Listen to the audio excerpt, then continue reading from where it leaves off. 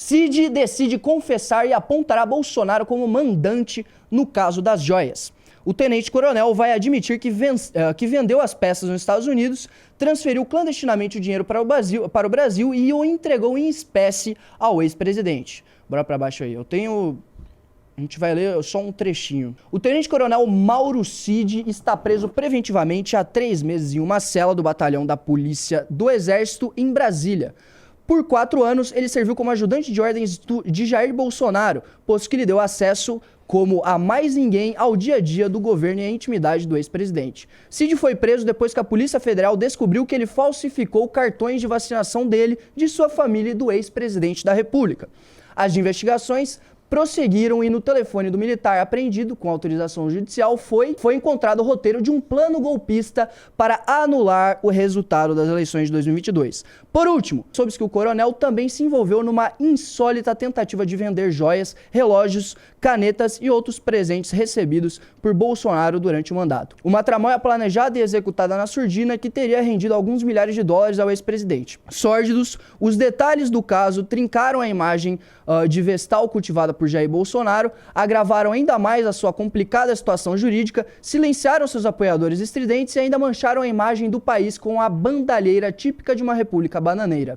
E tende a ficar pior, muito pior. Mauro Cid, que se manteve em silêncio desde que foi preso, decidiu confessar. Acuado diante das múltiplas evidências colhidas pela polícia, o ex-ajudante de ordens vai assumir participação nos crimes. No caso dos presentes, vai confirmar que participou da venda das joias nos Estados Unidos, providenciou a transferência para o Brasil do dinheiro arrecadado e o entregou a Jair Bolsonaro, em espécie para não deixar rastros. Mas o tenente-coronel não vai assumir sozinho a responsabilidade pelo que aconteceu. Ele vai dizer às autoridades que fez tudo isso cumprindo ordens diretas do então presidente da República, que seria o mandante do esquema. A revelação vai provocar um estrondo na investigação, já que a defesa de Bolsonaro afirmou que ele jamais se apropriou ou desviou quaisquer bens públicos. Em março deste ano, o ex-presidente teria inclusive devolvido voluntariamente algumas das joias que estavam em seu poder. A defesa também alegou que, por considerar alguns presentes como sendo personalíssimos, ou seja, que não pertenciam ao acervo público, podia dar a eles destinação que bem entendesse.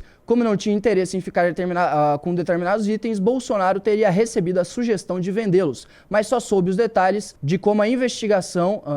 Só soube os detalhes de como as negociações haviam sido feitas através da Polícia Federal. Tá, só mais esse trechinho aí. A confissão de Cid, confirmada pela Veja pelo criminalista César Bittencourt, seu advogado, obviamente põe essa versão em xeque. Pelos detalhes que ele pretende contar, ficará evidente que o presidente sabia sim que, se não todos, ao menos alguns dos procedimentos adotados eram totalmente irregulares, outros criminosos mesmo. A questão do dinheiro, por exemplo, a venda de 2 relógios de luxo, um Rolex e um Patek Philippe, rendeu 68 mil dólares à organização criminosa que, segundo a Polícia Federal, usou a estrutura do Estado para enriquecimento ilícito. Cid dirá à justiça que negociou as mercadorias por ordem do chefe. Resolve lá, teria dito Bolsonaro, numa determinação que incluía ainda trazer para o Brasil o dinheiro amealhado. A relação de subordinação da iniciativa privada na iniciativa privada é uma coisa, o funcionário pode cumprir ou não. No funcionalismo público é diferente. Em se tratando de um militar, essa subordinação é muito maior, explica o advogado. É isso. Eu fico pensando, o grande Olavo de Carvalho, né, que queria formular aí uma elite intelectual no nosso Brasilzão, na República das Bananas, foi o cara que se aliou com o Bolsonaro. Pediu Pix recentemente e levantou 17 milhões de dólares ou reais? De reais. De reais. 17 milhões de reais, mas que mesmo assim, estando na presidência, virou um ladrãozinho de joias qualquer para levantar dinheiro, né? Eu consigo até pensar, porra, Bolsonaro, o cara teve 58 milhões de votos. Eu consigo até pensar em alguns cursos que ele poderia fazer para arrecadar dinheiro. Vai lá à loja do Bolsonaro, vende umas camisas, vai lá, faz o curso, sei lá, como ser um conservador de verdade, portar armas, tá ligado? O cara ia ficar muito rico. Mas não. Ele decidiu que ele queria roubar joias que ele recebeu do governo da Arábia Saudita ou da galera petroleira lá e vender nos Estados Unidos. Algo que é crime, é roubo, né? Porque isso deveria estar no acervo público. Esse é o Bolsonaro e a galera que tá no entorno dele. é burro, ele é muito burro, ele é incrivelmente incompetente. Incrivelmente incompetente. E aí, assim, tem todos os outros casos. O cara vai lá, o cara quer dar um golpe, e o maior inimigo que ele tem pra dar o golpe é o careca Xandão. E aí, ele quer entrar no celular do Xandão. O que ele faz? Ele vai falar com um hacker que foi o responsável por tirar o Lula da cadeia. Se não tivesse o hacker, provavelmente o Lula não estava fora da cadeia, não tinha voltado com seus direitos políticos e não era presidente hoje. Foi o hacker que fez isso. E aí ele foi lá pedir pro hacker ajudar ele. E em troca ele daria um indulto. Esse cara, esse é o Bolsonaro. É o que eu sempre falo. Não dá pra ficar comparando PT e Bolsonaro. PT é inteligente e competente. O Bolsonaro é extremamente burro e covarde. É uma burrice, assim, sem tamanho, tudo isso que aconteceu. Sem tamanho. Agora a pergunta que fica, eu acredito, você acha também que Bolsonaro será preso, né? Cê, tipo assim, não tem mais... eu acho que vai ser mais cedo do que vocês falaram antes. Tu acha? Acho. Então, eu vou dar minha opinião sobre isso depois. E aí, Tutu, quer dar uma palavrinha aí? Cheguei cedo, hein? Ô, louco. Cheguei cedo pra ver o mito ser preso. Pior que é verdade, cara. Acordei cedo e fiquei assim, e aí? Ah, não Você foi caiu hoje. na fake news, eu choquei também, né? Não. Mas assim, eu vi informações de bastidores, inclusive acho que quem tá no clube sabe disso. Que ele dormiu separado da Michelle, tipo assim, já, tipo assim, mano. Foi mesmo? Ele tá Ô, sozinho. louco. Valeu. O mito ele dormiu sozinho hoje. Tá com medo, né? A pressão aí a água tá batendo na bunda, né? Agora, eu não acho que ele será preso logo, né? Se eu fosse dar um chute, eu acho que ele não vai ser preso logo. Eu vou falar um pouco mais sobre isso depois. Por quê? Porque é a resposta para a segunda questão que fica. Como é que vai ficar a popularidade de Bolsonaro com tudo isso que está acontecendo? Tem uma pesquisa que saiu há um tempo atrás, não sei exatamente quando, perguntaram tanto para os eleitores petistas quanto para os eleitores bolsonaristas se as joias recebidas de presente ao país, né, ao presidente da República, deveria ficar no patrimônio do presidente ou que deveria ir para o patrimônio público do país. Se eu não me engano, 98% dos petistas falaram que deveria ir para o país e 70% dos bolsonaristas disseram que tinha que ir para o presidente da República. Agora, eu quero saber, deve sair uma nova pesquisa em relação a isso logo. Eu queria saber se isso vai continuar na mesma, né? Porque assim, a questão do roubo da joia, o roubo de um relógio, o roubo de questões simples, né, materiais, coisas que a população tem contato, ela é muito mais visual, muito mais fácil de entender do que, por exemplo, um roubo bilionário com vários esquemas, com, por exemplo, do Petrolão, envolvendo empreiteiras, envolvendo a Petrobras, etc. E é um roubo que é muito mais personalista. Foi o Bolsonaro que roubou. Não foi pessoas do PT. Porque, assim, quando aconteceu as coisas do Mensalão, do Petrolão, a estratégia do PT foi despersonalizar tudo isso. Botar o Lula fora da jogada. Os grandes nomes fora da jogada. Agora, essa questão do roubo de relógio, do roubo de caneta, roubo de colares, ela é muito palpável, é algo que a população entende. Tem que ver na prática o que vai acontecer. O bolsonarista vai largar o osso? O bolsonarista que há 4 anos, porque assim, pelo amor de Deus, né? Várias coisas já aconteceram que deixou muito claro que Bolsonaro é um ladrão. Várias. Questão da rachadinha que chegava nele, a questão dos imóveis comprados com dinheiro vivo. Várias situações. E o bolsonarista continuou com o Bolsonaro até o fim. Até o fim. Será que vai largar o osso agora? Eu acho que esse é o principal ponto. E é por isso que eu acho que se for para prender Bolsonaro, isso não vai acontecer agora. Por quê? Eu vou até fazer uma analogia aqui. Lá no finalzinho do século XIX, o Reino Unido, o exército britânico, queria invadir a área ali da África que tinha aquelas tribos africanas guerreiras, os Zulus, que aí você aprende em todas as aulas de geografia, você vê isso aí, de história também. sobre os Zulus, né? E eles queriam invadir essa área porque tinha ali uma questão fronteiriça com uma região que era do exército britânico, e eles tinham interesse na área que estava sendo dominada pelos Zulus. E aí, eles queriam dominar essa área, né?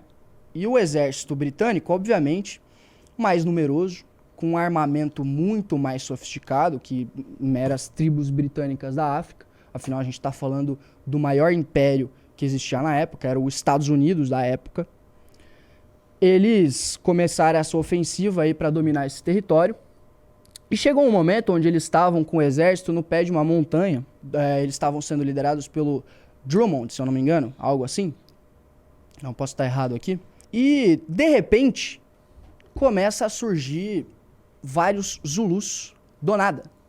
Surgindo do mato, eles começam a surgir no horizonte e sim começam a cercar o exército britânico que estava ali no pé da montanha. E diversos Zulus surgindo de trás de árvore, das rochas do matagal começam a surgir. E eles começam a cercar o exército britânico. E chega um momento que eles começam a apertar, e o exército britânico começa a ceder. Ele começa a perder. Mesmo com um armamento muito melhor, se eu não me engano eles já tinham as baionetas lá, mas eles atiravam e na hora de recarregar o exército Zulu avançava mais. E eles foram avançando até que chegou um momento que não deu para o exército britânico. O Drummond, ele tentou se esquivar para uma brecha ali do cerco que estava se formando, mas em determinado momento foi empalado por uma lança aí da tribo e algumas pessoas do exército conseguiu fugir. O que eu vejo que está acontecendo hoje com o Bolsonaro é exatamente isso. O Alexandre de Moraes, porque assim, uma coisa que vocês têm que entender é que quem está indo atrás do Bolsonaro não é o PT, né? Porque se for perguntar para um bolsonarista, ele vai falar, não, é o PT, é os globalistas, é o Partido Comunista Chinês. Mas quem está fazendo isso é o poder instituído. Quem está fazendo isso é quem realmente domina o Brasil, que é o poder que está instituído hoje no Brasil, que é a galera do Pacto de 88. E quem representa a ponta de lança desse pacto hoje se chama Alexandre de Moraes. Ele é a ponta de lança. E acontece que nos últimos 5 anos, esse pacto de 88, esse poder instituído, estava sofrendo uma ofensiva do clã Bolsonaro, do bloco de poder do Bolsonaro. E uma coisa que fica muito evidente aqui, que isso é simplesmente uma mera guerra de poder, porque política é isso, é que não existe nenhum princípio envolvido aí, não existe nenhuma ética de ambas as partes, é que essa mesma galera aí do Pacto de 88, que se ferrou na Lava Jato por conta das relações premiadas, hoje está utilizando do mesmo método para ferrar com o Bolsonaro. É aquela clássica frase que ficou famosa na Lava Jato, você tira uma pena, vem a galinha. Né? E é isso que eles estão tentando fazer. O Mauro Cid era o ajudante de ordem do Bolsonaro. Ele sabe de muita coisa. E ele vai se encontrar, o advogado lá, especialista em delação, vai se encontrar com o Alexandre de Moraes para tratar sobre tudo. E você acha que o Alexandre de Moraes vai ficar só no caso das joias? O Alexandre de Moraes quer tudo, meu irmão. Porque é isso que ele quer. Ele tá cercando o Bolsonaro. Ele tem a questão das joias, ele tem a questão do hacker, ele tem a questão das vacinas, ele tem a questão do uso da máquina pública para se beneficiar nas eleições.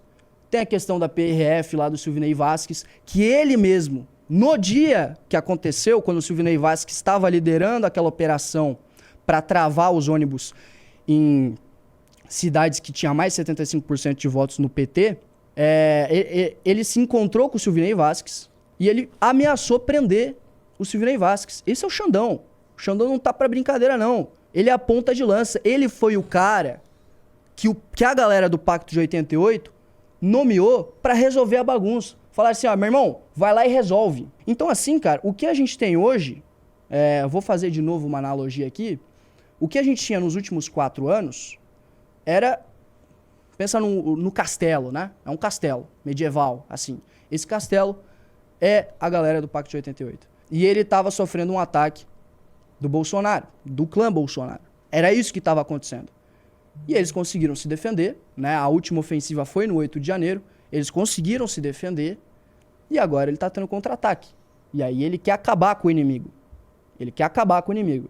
E aí, para acabar com o inimigo, ele tá cercando o Bolsonaro. E o que me intriga muito, cara, é a burrice, velho. É a burrice. Porque a única coisa que o Bolsonaro tem, porque voltando lá pra analogia do exército britânico, o exército britânico, cara, era muito mais armado, né? Ele tinha um armamento muito maior, muito mais sofisticado. Só que é difícil fazer essa analogia com o Bolsonaro, porque o Bolsonaro é extremamente burro. A única arma que o Bolsonaro tem é a aprovação popular.